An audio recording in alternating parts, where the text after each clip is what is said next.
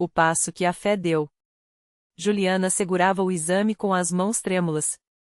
As palavras do médico ainda ecoavam em sua mente: esclerose múltipla. Progressiva. Sem cura. Aos 27 anos, ela via sua vida desmoronar. Primeiro foram os formigamentos nos pés, depois a fraqueza nas pernas, até que, em poucos meses, precisou de uma bengala para andar. Os remédios aliviavam pouco, e a dor era constante, como se agulhas finas perfurassem suas nervuras a cada passo. O pior não era o corpo que falhava, mas o medo que crescia: e se um dia eu não conseguir mais me levantar? Ela era filha única, criada pela mãe, Dona Maria, uma costureira que já lutava para pagar as contas.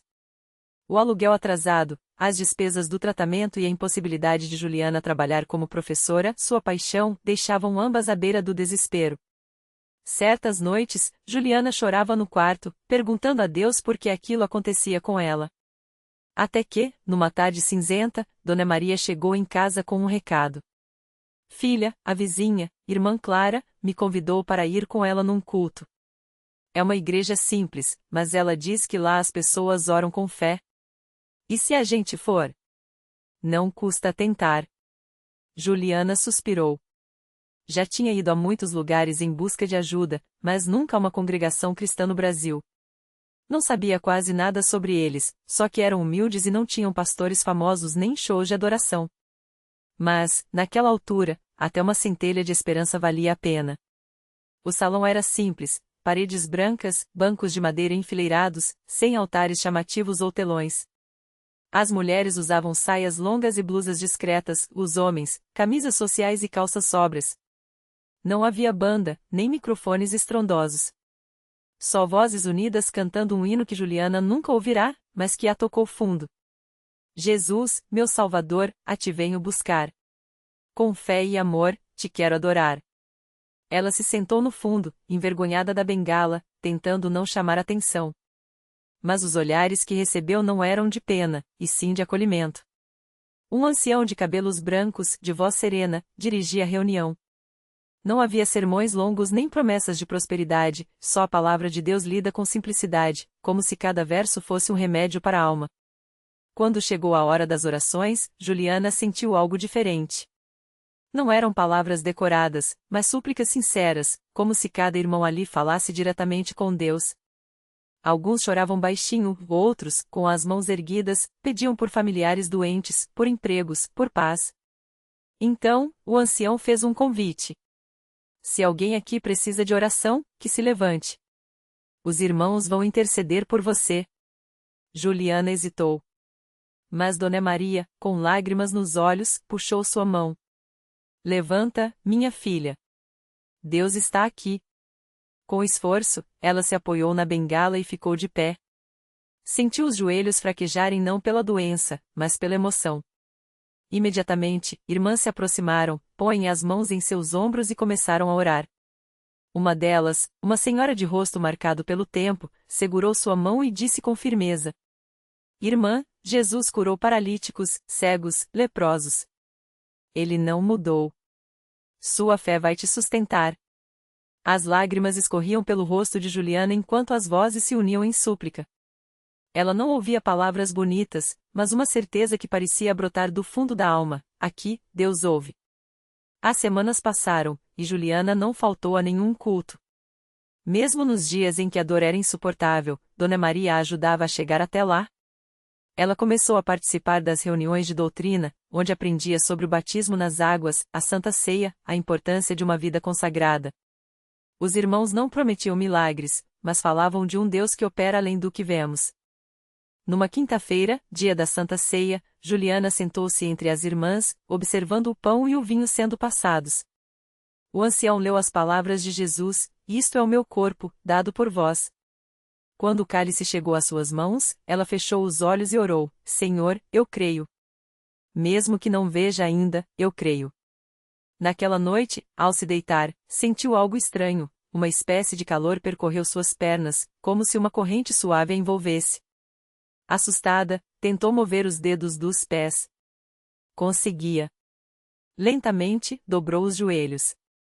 Sem dor. Com o coração acelerado, empurrou o cobertor e, apoiando-se na cabeceira, tentou se levantar. Estava de pé. Sem a bengala. Sem tremores. As pernas, antes pesadas como chumbo, respondiam como se nunca tivessem falhado. Mãe! Gritou, e Dona Maria correu para o quarto, já chorando antes mesmo de ver. Minha filha, sussurrou, abraçando-a enquanto Juliana dava passos firmes pelo quarto, rindo e chorando ao mesmo tempo. No domingo seguinte, Juliana estava no culto novamente. Dessa vez, não no fundo, mas na frente, de pé, sem bengala, dando seu testemunho com voz firme. Irmãos, eu vim aqui doente, com medo, sem esperança.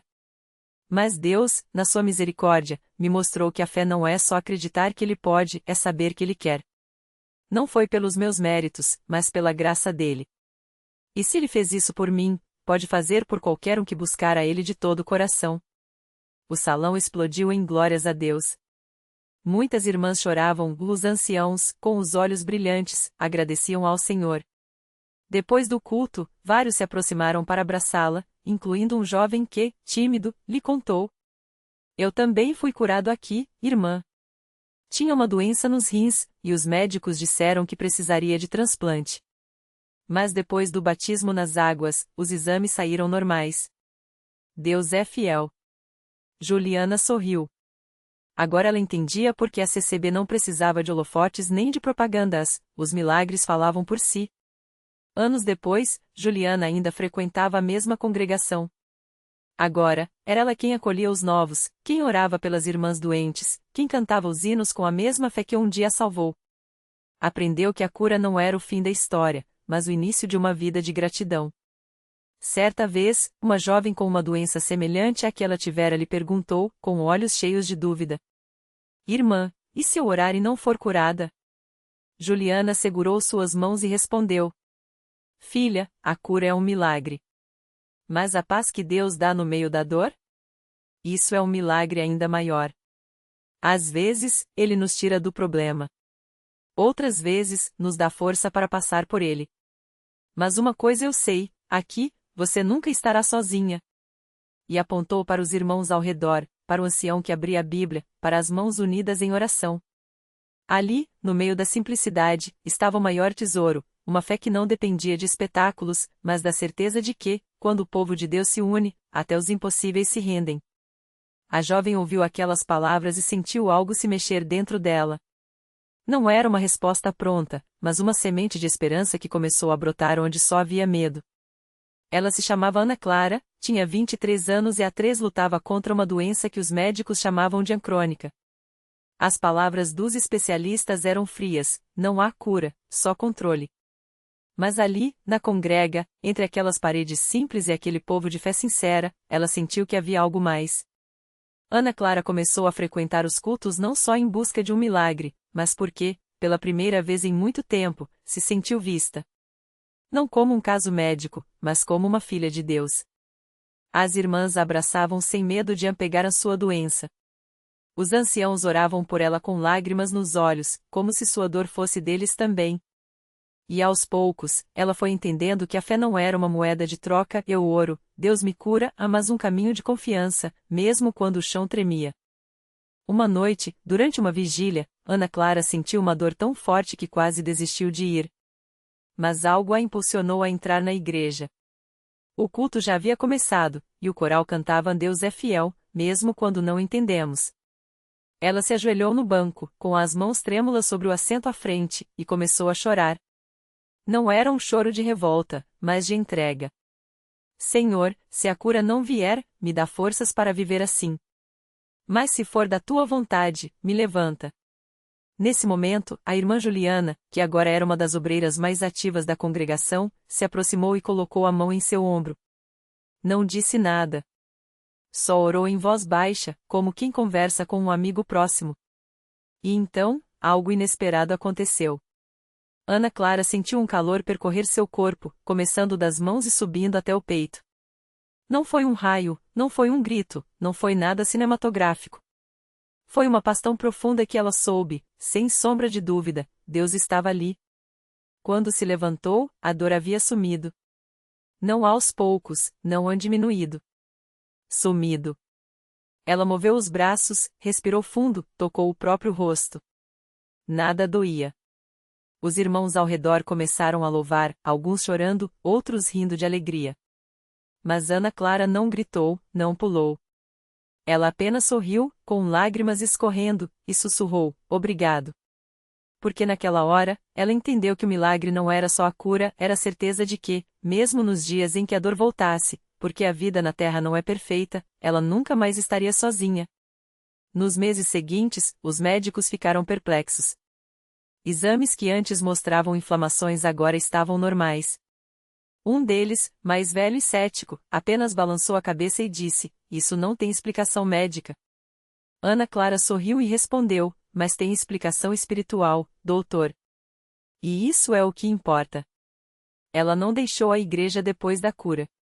Pelo contrário, passou a servir no departamento de jovens, contando sua história não como um troféu, mas como um testemunho de que Deus age do jeito dele na hora dele. Às vezes, com curas instantâneas. Outras, com a graça de suportar. Mas sempre com amor. E assim, a congrega continuou sendo um lugar onde os impossíveis se rendiam, não porque Deus era um mágico, mas porque ali, o povo acreditava. E onde a fé verdadeira, até as pedras clamam. Ana Clara nunca imaginou que sua história tocaria tantos corações. Mas foi justamente numa tarde de sábado, durante um culto de jovens, que ela viu o impacto de seu testemunho de perto. Um rapaz chamado Lucas, de 17 anos, aproximou-se dela depois da pregação. Ele tinha os olhos vermelhos, como se tivesse chorado, e as mãos trêmulas. "Irmã Ana, eu ouvi seu relato semana passada, e não aguento mais", ele confessou, com a voz embargada. "Minha mãe está com câncer há 2 anos. Os médicos disseram que não tem mais o que fazer. Eu não sei mais orar, só sinto raiva." Ana Clara não ofereceu respostas prontas.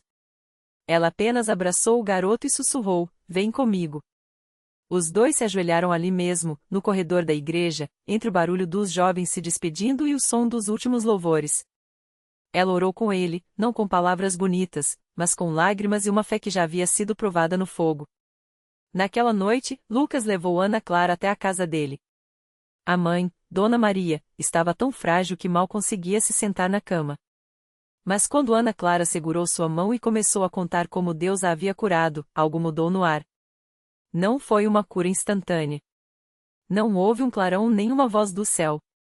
Mas Dona Maria, pela primeira vez em meses, pediu para que lessem um salmo para ela. E depois, com voz fraca, mas firme, disse: "Eu quero ir à igreja no domingo. Mesmo que seja de cadeira de rodas." No domingo seguinte, a congregação viu algo que muitos não esqueceriam.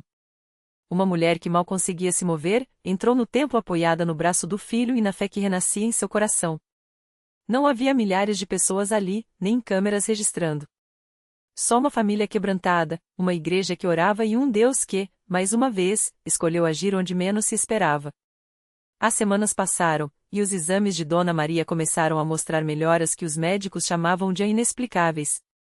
Não foi uma cura completa de uma hora para outra. Foi um processo, como muitas vezes Deus faz, restaurando não só o corpo, mas a esperança, a paz, a união daquela família. Lucas, que antes só sentia revolta, agora servia no departamento de visitação aos enfermos. "Eu achava que Deus tinha esquecido da gente", ele confessava aos irmãos. Mas ele só estava preparando algo maior. Às vezes, o milagre não é só a cura. É a gente aprender a confiar mesmo quando não vemos a saída. E assim, como um rio que começa com um fio d'água, o testemunho de Ana Clara se multiplicou. Não porque ela fosse especial, mas porque na congrega, as pessoas ainda acreditavam que Deus ouve o clamor do seu povo. Não de forma barulhenta ou espetaculosa, mas no silêncio de um abraço, na persistência de uma oração, na fé que não desiste mesmo quando a lógica diz que é impossível. Porque ali, entre aquelas 4 paredes, não se adorava um Deus distante. Adorava-se aquele que desce até a nossa dor, que segura nossa mão nos vales mais escuros e que, no seu tempo, transforma nosso lamento em louvor. E isso, para quem já viu, não precisa de explicação. Basta fé. Ana Clara não imaginava que sua história ainda tinha mais capítulos para serem escritos. Depois daquele dia em que o médico olhou nos seus olhos e disse que não havia mais o que fazer, ela continuou indo aos cultos, mesmo quando as pernas doíam e o cansaço parecia pesado demais. Não era por obrigação, mas porque ali, entre os irmãos, ela sentia uma paz que nenhum remédio conseguia dar. Foi numa terça-feira de oração, daquelas que a igreja fica cheia até a porta, que algo mudou. O pastor estava falando sobre Abraão, que contra toda esperança, creu. E de repente, enquanto as mãos se levantavam e as vozes se uniam em clamor, Ana Clara sentiu algo diferente. Não foi um arrepio, não foi uma voz, mas uma certeza tão forte que ela não pôde segurar as lágrimas. Filha, não é assim que sua história termina, foi o que seu coração ouviu. Ela não contou para ninguém na hora. Guardou aquilo como quem guarda uma semente preciosa, esperando o momento certo de plantar. Mas naquela noite, sonhou com um jardim cheio de flores brancas, e no meio delas, uma porta aberta. Quando acordou, o primeiro pensamento foi: hoje é o dia. No consultório, o médico a recebeu com aquele sorriso compassivo de sempre, como se já soubesse que não teria boas notícias. Mas quando os exames saíram, seu rosto mudou. Ele olhou uma, duas, três vezes, como se duvidasse dos próprios olhos. Os nódulos tinham diminuído. Não era uma melhora pequena, era algo que a medicina não conseguia explicar. Isso não faz sentido, ele murmurou, quase para si mesmo. Não faz sentido, mas está aqui. Ana Clara não gritou, não pulou. Só sorriu e sussurrou: eu sabia. Quando ela voltou para a congrega no domingo seguinte, não foi para dar um testemunho grandioso no púlpito. Foi para abraçar a irmã que orou por ela todas as madrugadas, para agradecer ao irmão que levou comida quando ela não tinha forças para cozinhar, para segurar a mão da criança que, sem saber, havia orado por aquela tia doente no cultinho infantil. Porque o milagre não tinha sido só dela. Era de todos que acreditaram junto. Hoje, quando alguém pergunta como ela foi curada, Ana Clara responde com a mesma simplicidade de sempre: Deus não mudou. Ele só esperou a gente ver que ele sempre esteve no controle. E assim, mais uma vez, a fé de muitos foi fortalecida. Não por causa de um milagre espetacular, mas porque, na congrega, as pessoas ainda aprendem que Deus não só ouve como age. E que, às vezes, Ele só quer que a gente segure sua mão um pouco mais firme antes de ver a vitória. Ana Clara voltou a frequentar os cultos com a mesma alegria de antes, mas agora com um brilho diferente nos olhos.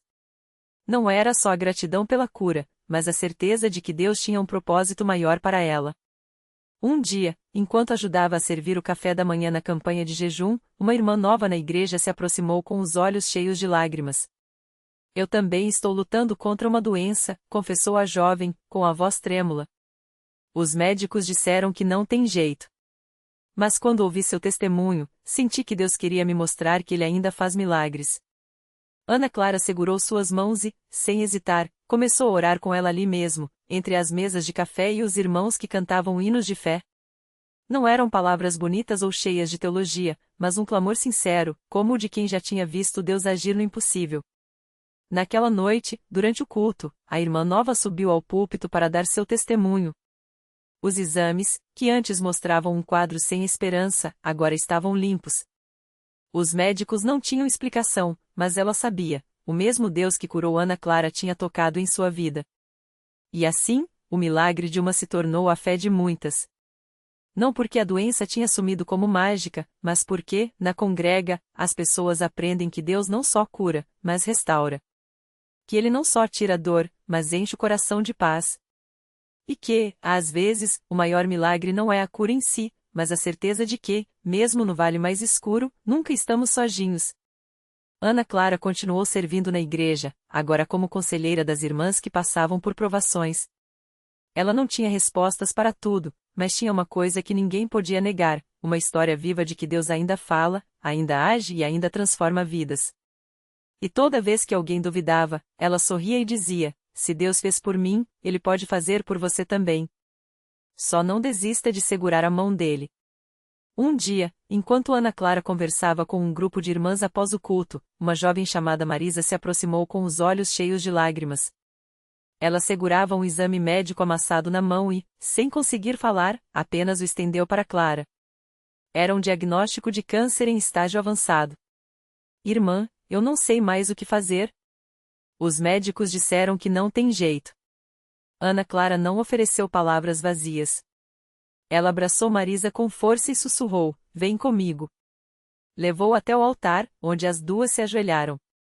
Não houve clamores altos, apenas um choro silencioso e uma oração sincera: "Senhor, a dor dela é grande, mas o teu amor é maior. Seja feito a tua vontade." Nos dias que seguiram, Marisa começou a frequentar as reuniões de oração. Não foi fácil. Havia noites de desespero, dias em que a fé tremia. Mas sempre que ela pensava em desistir, uma irmã ligava, um obreiro a visitava ou uma palavra na pregação parecia falada só para ela. A congrega se tornou seu refúgio. 3 meses depois, em um culto de quarta-feira, Marisa subiu ao altar para dar seu testemunho. As lágrimas ainda vinham, mas agora eram de gratidão. Os médicos não entendem. Os exames estão limpos. Eles disseram que é um erro, que não tem explicação. Mas eu sei que foi Deus. Ela olhou para Ana Clara, que sorria entre as irmãs. Foi aqui, nesse lugar, que eu aprendi a confiar mesmo quando não via saída. Foi aqui que Deus me mostrou que Ele não esquece de ninguém. O pastor, emocionado, fez uma pausa antes de continuar a pregação. Irmãos, isso não é coincidência. É o Deus que opera milagres no tempo certo. O mesmo Deus que restaurou Ana Clara, que deu força a Marisa, é o Deus que está aqui hoje, pronto para tocar cada um de vocês. E assim, mais uma história de fé se juntou às muitas que já ecoavam naqueles corredores. Não porque a igreja prometia soluções fáceis, mas porque ali as pessoas descobriam que, mesmo quando o caminho é árduo, a mão de Deus nunca solta a nossa. E que, às vezes, o milagre começa quando decidimos não soltar a dele. O milagre completo. Naquela noite, enquanto as últimas notas do louvor se dissipavam no ar, Ana Clara se levantou com lágrimas nos olhos. Não eram lágrimas de dor, mas de gratidão. Os exames que antes mostravam um quadro irrecuperável agora confirmavam: a doença havia recuado. Os médicos chamavam de a remissão inexplicável, mas ela e Marisa sabiam a verdade. Foi Deus, repetiu Marisa, abraçando a filha, sentindo o peso da batalha finalmente aliviado. O pastor, ao final do culto, convidou todos a se unirem em oração. Não era um pedido por mais milagres, mas um agradecimento pelo que já havia sido feito e pela certeza de que, mesmo nas esperas, Deus estava agindo. Às vezes, o milagre não é só a cura, mas a força para enfrentar o caminho, disse ele, enquanto mãos se erguiam em adoração. Reflexão final. A vida de Ana Clara não voltou a ser a mesma, agora carregava marcas de uma fé forjada no fogo. Marisa entendeu que confiar não era esperar passivamente, mas segurar a mão de Deus mesmo quando o caminho escurecia. O verdadeiro milagre não estava apenas na cura, mas na transformação, corações que aprenderam a ver a graça nas cicatrizes. Lição de vida. Deus não promete atalhos, mas promete não nos deixar sozinhos. O milagre muitas vezes começa quando, em meio ao medo, escolhemos acreditar que Ele é bom, mesmo que a resposta demore.